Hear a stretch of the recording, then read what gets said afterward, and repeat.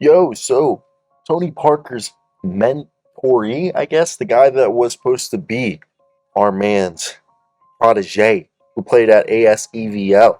Okay, correct me if I said that correct. Theo Maledon. He was drafted by the Thunder, then traded to the Rockets. And I know he was kind of not that I want to say he's a bust, but he's a guy that what I personally was huge. He was 34th pick overall, so that basically means that he was the fourth pick in the second round. 2 years ago, he was going into his third season. He's actually only like just recently turned 21, and something people don't realize is that he played last year for the Oklahoma City Blues in 14 games and averaged almost 50% from the field, 37.7% from three, dishing out about 5.5 assists, 6 rebounds, about 1.6 steals. And this is what he's shown. Yes, at the NBA level, it hasn't been pretty. And the only reason he got traded from the Thunder was the Thunder, they just had too many guards on the roster.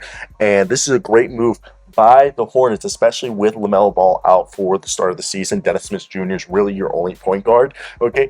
And James Bouknight and Terry Rozier are the only other guards really on this team. So now that you get yourself that, look, I think it's a great team, and I think it's definitely interesting because this is a guy, he went from playing for Pole France his first 2 years and then went up to Division One.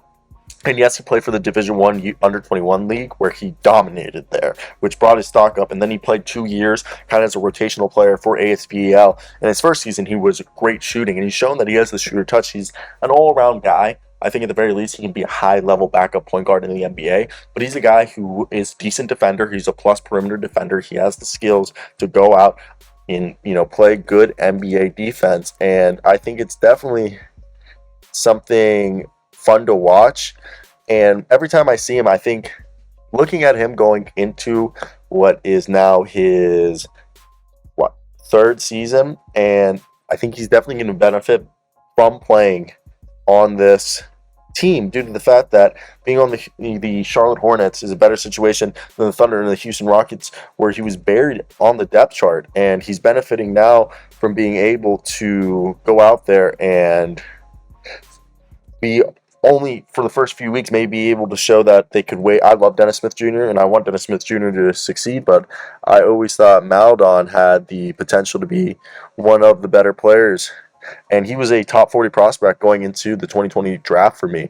And I think, maybe he would have been a first round pick if he came out a year, but he was on his way to a monster role at ASVL if he had stayed for another year or two.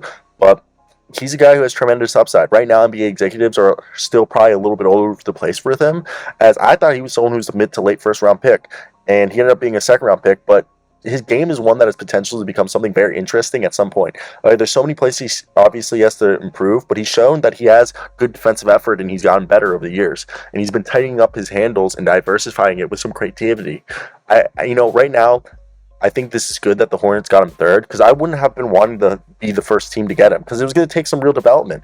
And the first team who got him might not be the one to reap the benefits of him like the Thunder were. So now I think he's going to be a solid NBA player who makes plays in transition, plays well in ball screens, and knocks down shots. So I think I'm buying stock in him, and I like this pickup for the Charlotte Hornets. So this is definitely something that I find fun, and I'm just going to be looking at it as the season progresses, especially with Dennis Smith Jr. arguably being the lead guard with Terry Rozier until LaMelo Ball comes back. So for them to find themselves a backup point guard like Theo Maledon, who's still young, he's only 21 years old, it all works out incredibly well for them. And I think it's definitely something interesting to see, and just to see how the development will play out will be more than interesting than itself, because I do believe he's a great player, a guy who has a lot of potential in this league to be someone good, okay?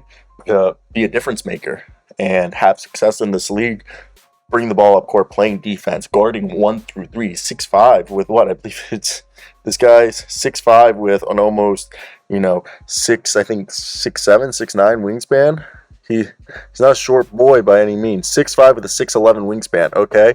And he's like 200 pounds almost now. He's been putting up weight, and he's got the experience playing both on and off ball, and I think he's going to be an effective NBA player, especially with his ability to make plays out of ball screens. As a pick-and-roll ball handler is something that he's really good. He's slippery, okay? And it's clear that he watches Tony Parker's tape because they're reminiscent finishers still stylistically They're very similar, okay? And this is a guy who shot 56.1% around the rim in half-court synergy situations for ASVL. So I want to hear your thoughts down below.